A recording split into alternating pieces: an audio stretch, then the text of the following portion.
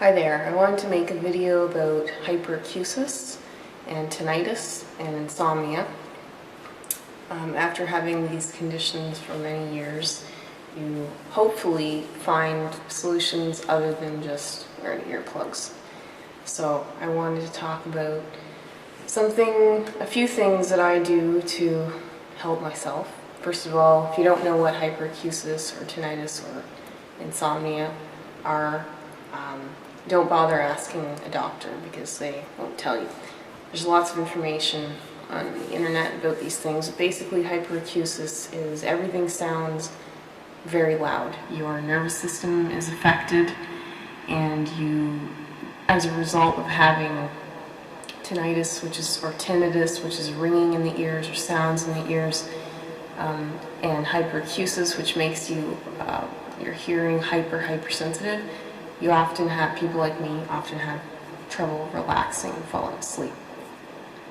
So one of the things that I wanted to talk to you about was these sound therapy machines.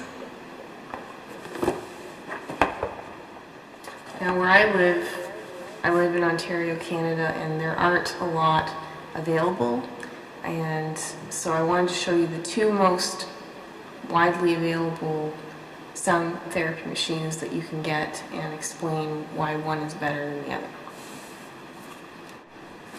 Okay, so the first model we're going to look at is the one that's pretty widely available because you can get it at Walmart, and it's called the Sound Therapy Relaxation System.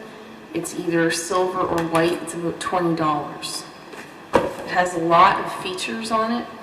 However, the sound quality is not good, and you will find, if you're picky and sensitive, that you don't want to hear something of poor quality. It's not going to help you relax. It's going to irritate you more. So I wanted to compare it with the one that I prefer, which is the Obus Form Sound Therapy. That's what it's called.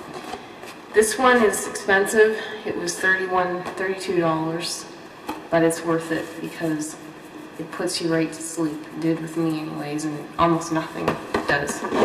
So this one has about half of the sounds that the crappy one does, but we're going to compare some of them right now to see the difference.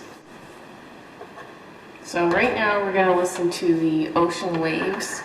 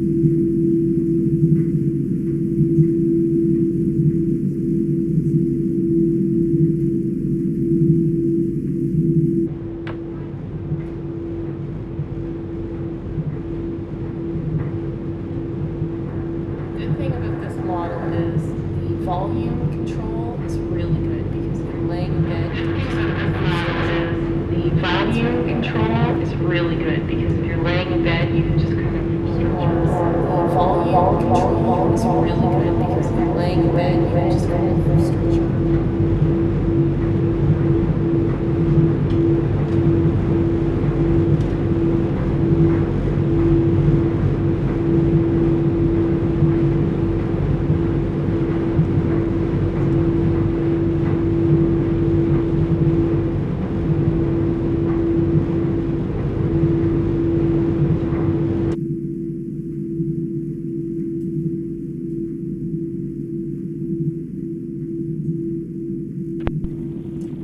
Here's a fun thing to do if you ever get bored. Well, yeah, it's fun, but you have to be pretty bored to do it. Trust me, I've been there before. Take a mirror, ordinary mirror, like the one in front of me here, and just open her up. Now, okay, here we go. You got some mirror, some symmetry action here. Cool way to fool the brain. Put your right hand, which would be this one in the mirror, on the other side of the mirror. And what you do is you make both hands do the same motion. And if you're looking into the mirror, it actually feels like the hand in the mirror is your right hand. So, make them do the same motion, and then all of a sudden, abruptly, have both hands do like a different motion, and it'll feel really trippy. And for extra trippiness, just take an object in your hands and just start, like toss it up and, oops, never mind, well, toss it up and catch it anyways, and do the same motion with, your other hand, and you're not going to have anything to do it, but it's going to be really cool. It's going to blow your mind. Simple trick.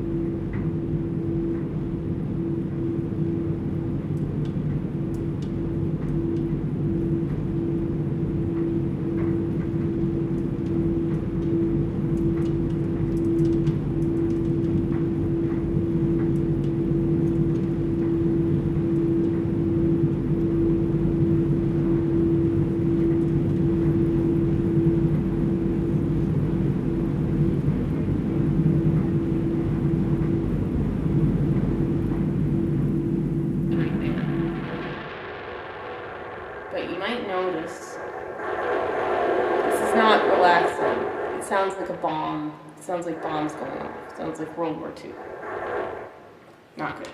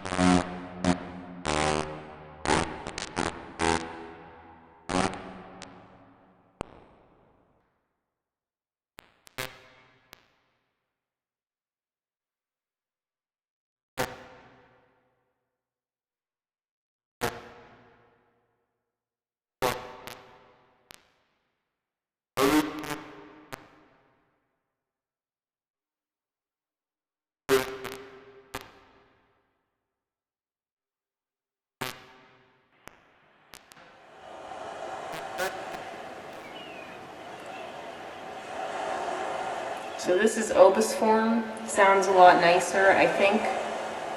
Doesn't sound like a bomb.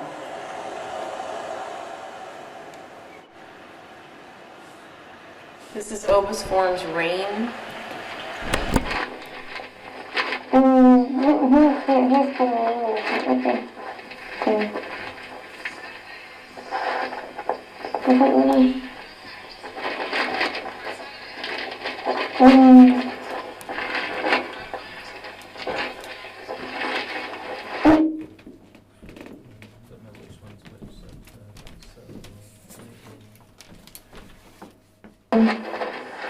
No, it's just because I've never really interesting. I was thinking about coming back and see how it is. Yeah.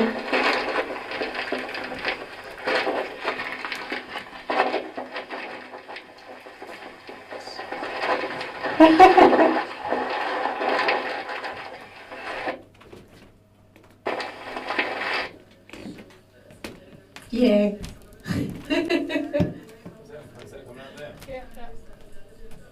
Yeah.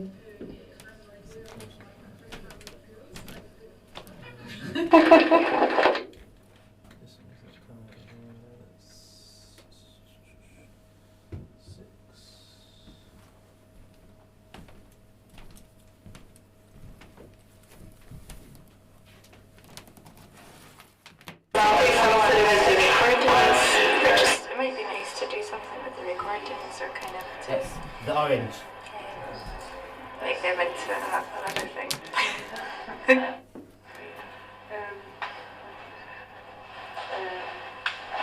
Yeah, no, we'll talk about that.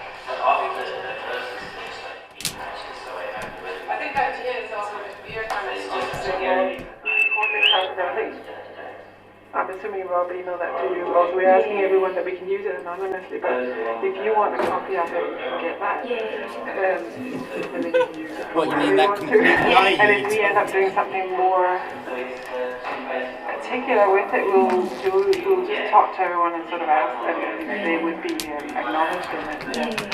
But like right now, he has put snippets on the blog where he's just picking out, and it's just anonymous in that sense. Yeah, so that's kind of how it is.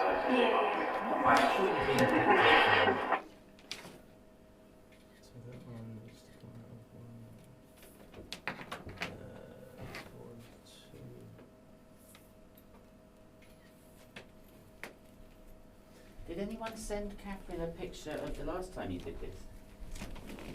I showed her it. Alright. Didn't send it. Oh, that's us. That's us out of it. Oh yeah, 2 minutes. Yeah. We'll be out 2 minutes. Maybe 4 minutes.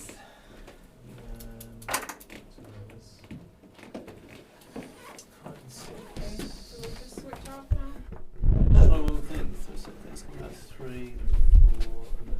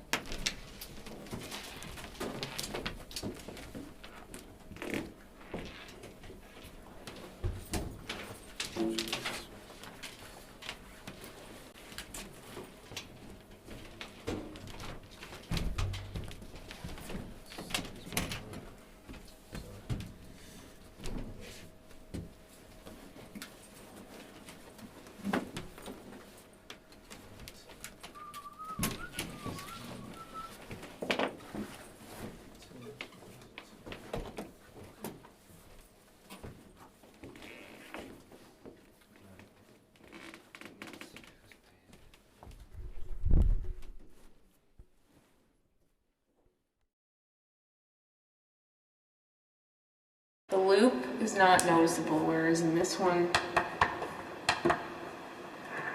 first of all, when the volume is down, it makes a noise. I don't know if the camera can pick this up.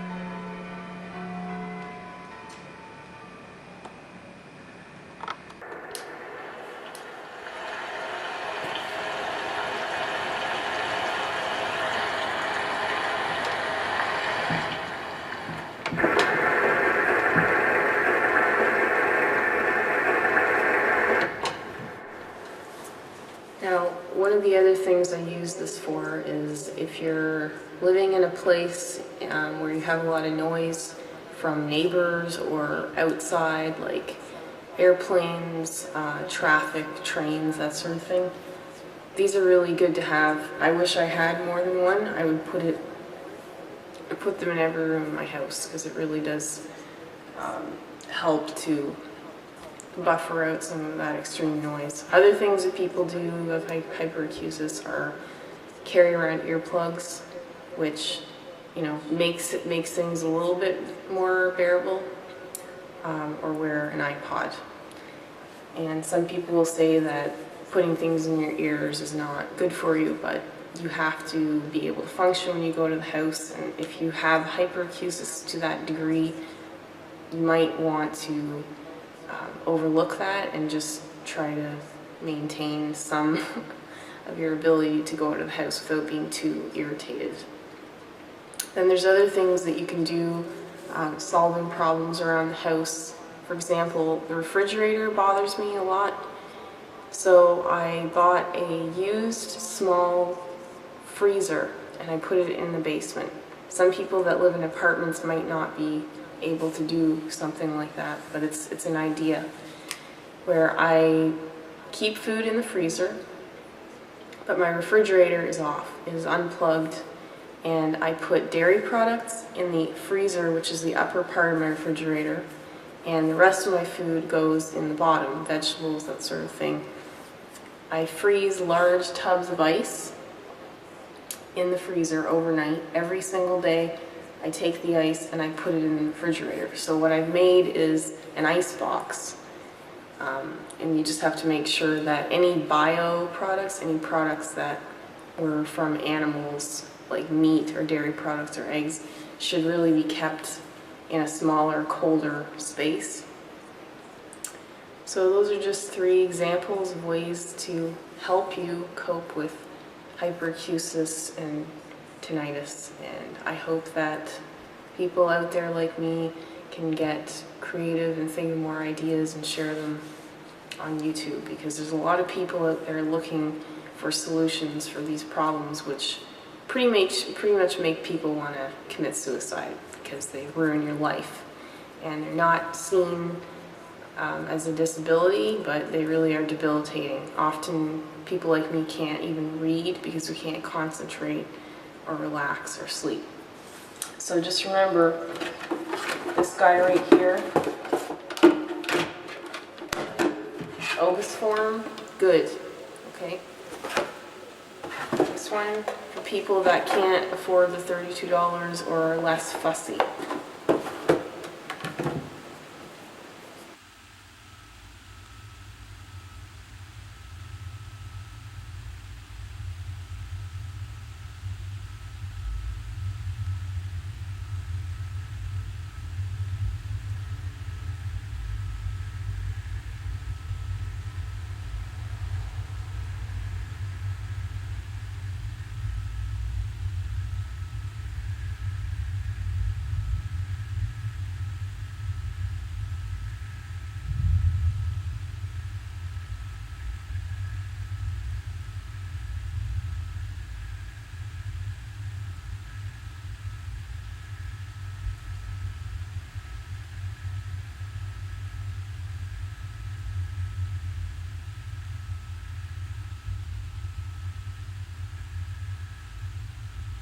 ISL, JRPS, and Houston Flight. Perform the L-15 recorder activation, ISL. ISL copy. JRPS. JRPS copies. And Houston Flight. Houston Flight copies.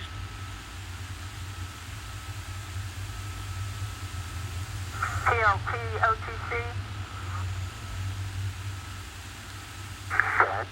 Panel R1, payload aux, switch on. That will work. And MS1 OTC. MS1, go ahead. Activate the V10 recorder. And that will work. Payload aux is on OTC. Copy.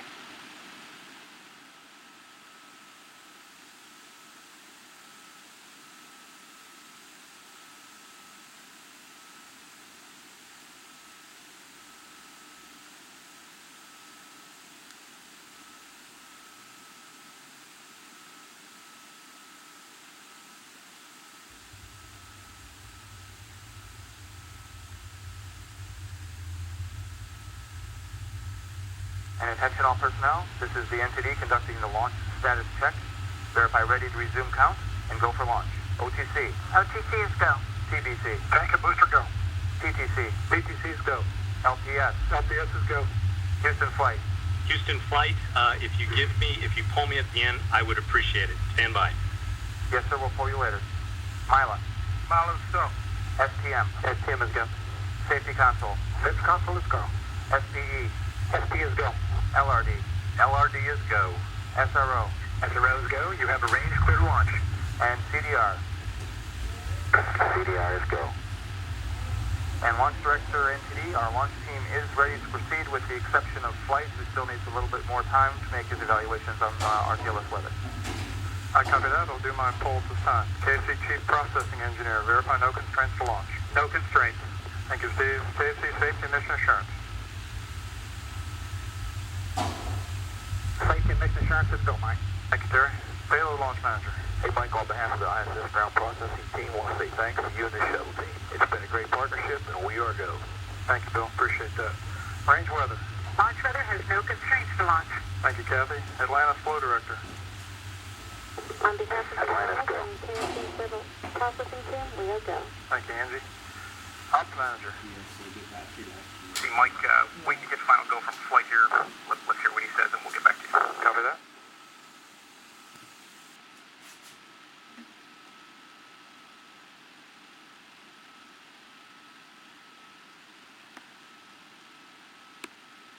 Your antivirus is trying to update and then the new screen.